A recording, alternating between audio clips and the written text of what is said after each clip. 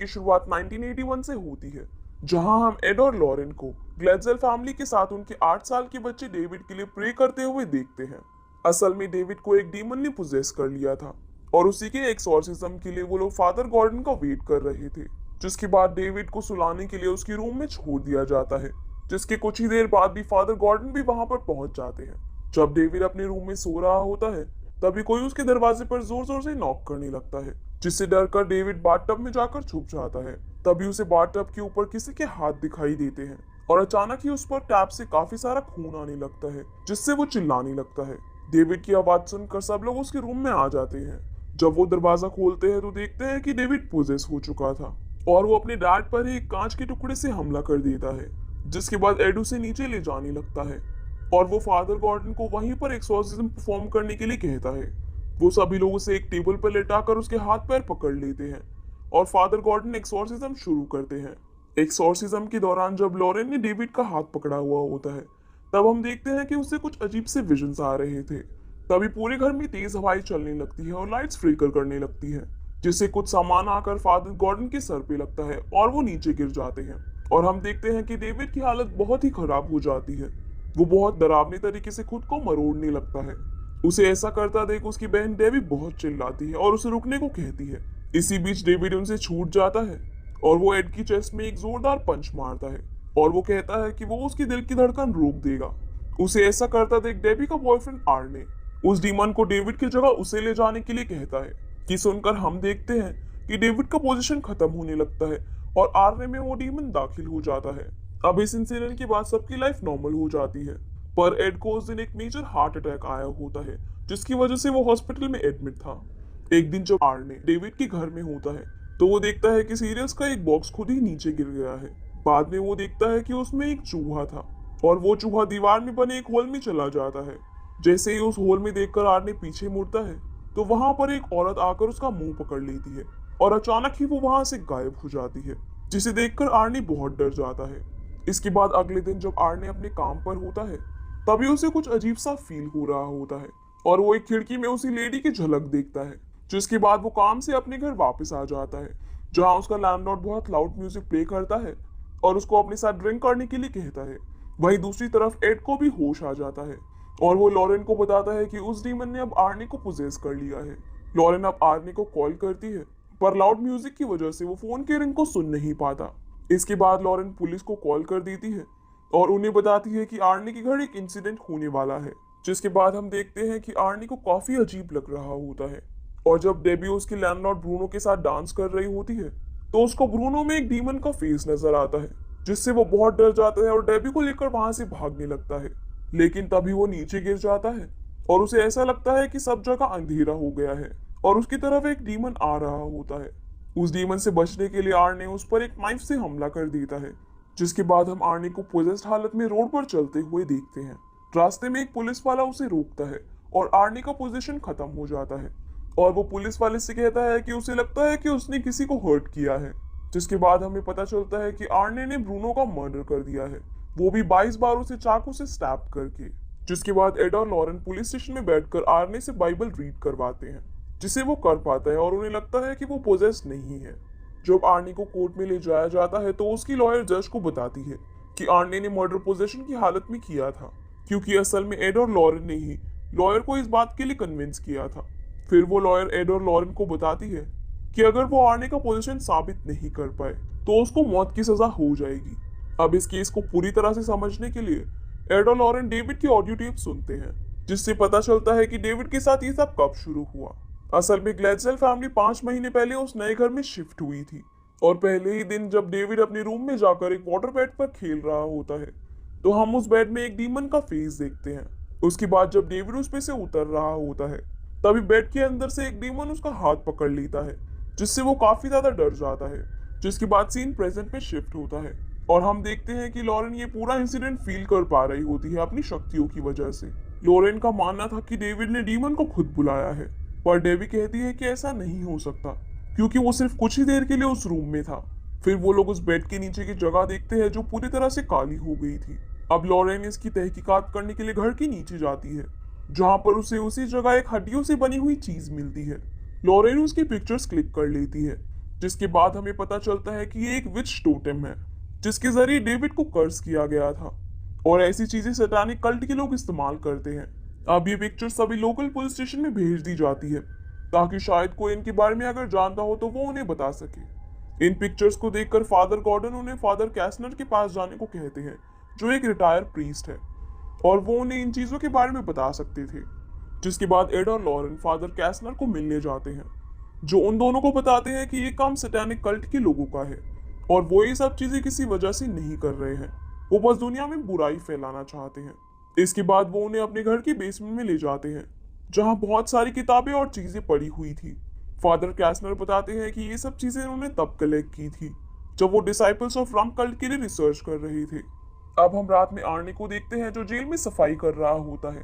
तभी एक आदमी उठकर गाना गाने लगता है और उसे कहता है कि वो सब जानता है वो कौन है और कहां से आया है। फिर अचानक ही वहां पर अंधेरा हो जाता है और एक डीमन आर्ने के ऊपर हमला कर देता है, जिससे वो बहुत डर जाता है। असल में ये उस रिचुअल का असर था जो उस पर फिर से किया जा रहा था। फिर एड और लॉरेन को उनके असिस्टेंट ड्रू का कॉल आता है, जो उन्हें बताता है कि एक डिटेक्टिव ने इस विच टोटेम को देखा है। जब एड और लॉरेन उससे मिलने जाते हैं तो वो बताता है कि जेसिका और केटी बेस्ट फ्रेंड्स थी और जेसिका ने जंगल में जाकर केटी को 22 बार चाकू से स्टैब करके मार डाला, जिसके बाद जेसिका का अभी तक कोई पता नहीं चला है और उसके घर में भी उन्हें वैसा ही टोटेम मिला था। इसके बाद सब मिलकर उस जंगल में जाते हैं जहां पर जेसिका ने केटी का मर्डर किया था। वहां जाकर लॉरेन उन सभी चीजों को फील कर पाती है जो उस रात जंगल में हुई थी जिस दिन केटी का मर्डर हुआ था। लॉरेन खुद को जेसिका की जगह पर फील करती है और केटी को मारने के बाद वो भागने लगती है जिस तरह जेसिका भागी थी, क्योंकि मर्डर करने के बाद उसे रियलाइज हो गया था कि ये उसने क्या कर दिया। अब लॉरेन भागते हुए एक क्लिफ के एंड में पहुंच जाती है। वो पानी में गिरने ही वाली होती है, तभी एड उसे रोक देता है, लेकिन तभी एक डीमन लॉरेन का पैर खींच लेता है और वो नीचे गिरने लगती है, पर एड उसे किसी तरह से बचा लेता है, जिससे उन्हें पता चल जाता है कि जेसिका की बॉडी पानी में है और उस दिन उसकी भी मौत हो गई थी। अब जैसे ही एड और लॉरेन घर पहुंचते हैं तो उन्हें डेबी का कॉल आता है, जो उन्हें बताती है कि वो जो भी चीज है वो आर्नी को खुद को मारने के लिए कह रही है। जिस पर एड उसे चैपलिन में फादर न्यूमैन से मदद मांगने को कहता है और कहता है कि आर्नी को 24 आवर सुसाइड वॉच पर रखा जाए, जिसके कारण फादर न्यूमैन आर्नी को होली वाटर की बोतल देता है और कहता है कि गॉड हर किसी को खुद को बचाने का मौका जरूर देता है। जिसके बाद लॉरेन एड से कहती है कि ग्लेडजेल के घर में एक्सोर्सिज्म वाले दिन जब उसने डेविड का हाथ पकड़ा था तो उसने कुछ विजन्स देखे थे जिससे वो उस पर्सन से कनेक्ट कर सकती है जो ये सब कर रहा है। जिसके बाद वो लोग एक फ्यूनरल होम में जाते हैं जहां पर जेसिका की बॉडी रखी हुई थी और जेसिका की बॉडी के जरिए लॉरेन उस कनेक्शन को फिर से फील करना चाहती थी ताकि वो इस सब को रोक पाए और उन्हें पता चल सके कि आखिर इस सब के पीछे है कौन। जब लॉरेन जेसिका का हाथ पकड़ती है तो उसे ऐसा लगता है कि वो खुद उस इंसान की जगह पर है जो ये सब करवा रहा है और लॉरेन उस जगह को फील कर पाती है। वो देखती है कि वो रिचुअल फिर से करवाया जा रहा था और उसकी वजह से आर्नी, जो कि एक होली वाटर के सर्कल में बैठा होता है, वो उसी बॉटल को तोड़कर उस कांच से अपना हाथ काट लेता है और ये सब उससे वही लेडी करवा रही थी जो इन सब के पीछे है। पर वक्त रहते ही लॉरेन उसे रोक लेती है जिससे आर्नी को ज्यादा चोट नहीं आती और लॉरेन कहती है कि ये कनेक्शन दोनों तरफ से काम करता है और इस वजह से वो औरत भी लॉरेन को देख सकती थी। जिसके बाद फ्यूनरल होम की लाइट अचानक से बंद हो जाती है। जैसे ही एड उस लाइट को फिर से ऑन करता है वहां पर रखी एक डेड बॉडी जिंदा हो जाती है जो लॉरेन की तरफ हमला करने के लिए बढ़ती है, पर सही समय पर एड लॉरेन का हाथ उस डेड बॉडी से हटा देता है जिससे वो कनेक्शन टूट जाता है और डेड बॉडी नीचे गिर जाती है। अब जब वो लोग घर पहुंचते हैं तो ड्रू ने एक बुक दिखाता है जिसमें उस कर्ज के बारे में लिखा था, जिससे उन्हें ये पता चलता है कि अगर उस ऑल्टर को डिस्ट्रॉय कर दिया जाए जहां से ये रिचुअल किया जा रहा है तो ये कर्ज खत्म हो जाएगा। फिर एड लॉरेन को कहता है कि वो अपने विजन से उस जगह को याद करके बताए कि वो कैसी दिखती है।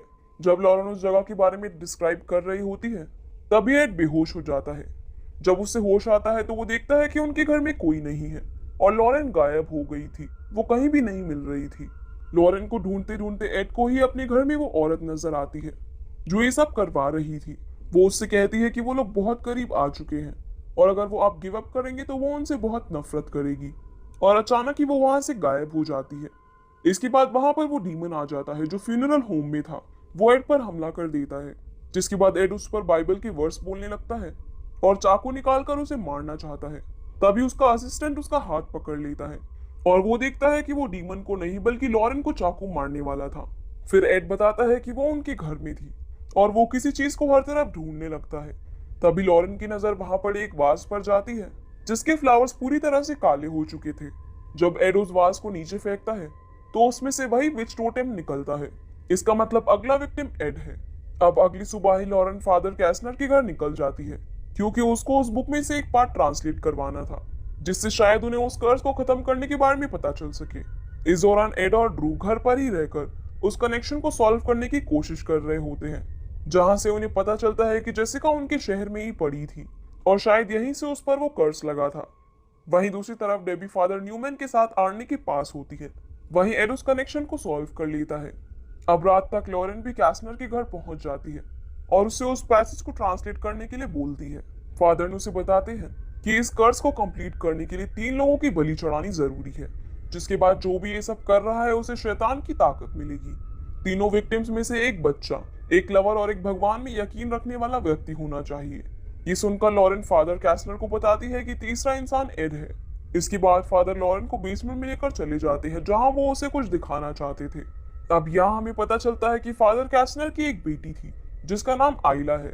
उनकी वाइफ आइला को जन्म देते हुए मर गई और चर्च को उसके बारे में पता ना चले कि उनकी बेटी है, इसलिए उन्होंने आइला को अपने घर में ही बड़ा किया है। कैसनर को देखकर आइला कल्ट से ऑब्सेस्ड हो गई और खुद ही कल्ट का एक पार्ट बन गई, जिसके बाद फादर कैसनर लॉरेन को बेसमेंट के अंदर भेज देते हैं जहां पर वो ऑल्टर था जिस पर ये कर्ज किए जा रहे थे और उसे डिस्ट्रॉय करके इस कर्ज को खत्म किया जा सकता था। अब कैसनर के घर पर आइला आ जाती है और उसे देखकर फादर प्रे करने लगते हैं, पर आइला उनका गला काटकर उन्हें ही मार डालती है और फिर लॉरेन के पीछे टनल में चली जाती है। टनल में लॉरेन ऑल्टर को गिराने की कोशिश करती है पर वो ऐसा नहीं कर पाती और उसी दौरान वहां पर आइला आ जाती है। वो लॉरेन को पकड़कर उसे चाकू से मारने की कोशिश करती है और उसे उसकी आंखों में देखने के लिए कहती है, लेकिन लॉरेन उसे किसी तरह एक पत्थर से मारकर वहां से भागने लगती है। इसी दौरान एड भी उस टनल के अंदर पहुंच जाता है, पर आइला उसकी आंखों में कुछ फूंक देती है जिससे वो पोजेस हो जाता है। अब आइला ऑल्टर पर जाकर फिर से रिचुअल शुरू कर देती है जिससे आर्नी पोजेस होने लगता है। आर्नी इतनी जोर से चिल्लाता है कि वहां के सारे शीशे टूट जाते हैं। वही हम एड को देखते हैं जो पोजेस्ड हालत में लॉरेन पर हमला करने लगता है और सभी चीजों को तोड़ने लगता है। आर्नी अब किसी तरह से अपने हाथ छुड़ाकर हवा में लेविटेट करने लगता है और एक कांच के टुकड़े से खुद को मारने की कोशिश करता है, पर डेबी उसका हाथ पकड़ लेती है और कहती है कि वो उससे बहुत प्यार करती है। उसी दौरान लॉरेन भी एड को अपना प्यार याद दिलाने की कोशिश करती है, जिससे एड को उन दोनों की पहली मुलाकात याद आती है और वो पोजेस्ड हालत से बाहर निकलकर उस ऑल्टर को तोड़ देता है, जिससे आर्नी का कर्ज खत्म हो जाता है और वो ठीक हो जाता है। तभी एड और लॉरेन के सामने आइला आती है जिसके पूरे शरीर की हड्डियां बुरी तरह से टूटने लगती है क्योंकि एड ने उस ऑल्टर को तोड़कर उसका कर्ज खत्म कर दिया था और क्योंकि उसने डीमन को एक सोल का वादा किया था जिसे वो पूरा नहीं कर पाई, तो इसके बदले डीमन उसकी सोल ले जाता है। जिसके बाद एड और लॉरेन वहां से बाहर निकल जाते हैं और एड की तबीयत खराब होने लगती है क्योंकि वो अपनी दवाई घर पर ही भूल गया था, पर तभी लॉरेन अपने लॉकेट में से उसकी दवाई निकाल कर देती है। फिल्म के एंड में हम एक नोट देखते हैं जिसमें लिखा होता है कि आर्नी को उस जुर्म के लिए 5 साल की सजा हुई। उसने जेल में ही डेबी से शादी की और वो लोग अभी तक एक दूसरे के साथ है। जिसके बाद ये मूवी यहीं पर खत्म हो जाती है। तो गाइस ये थी इस फिल्म की कहानी।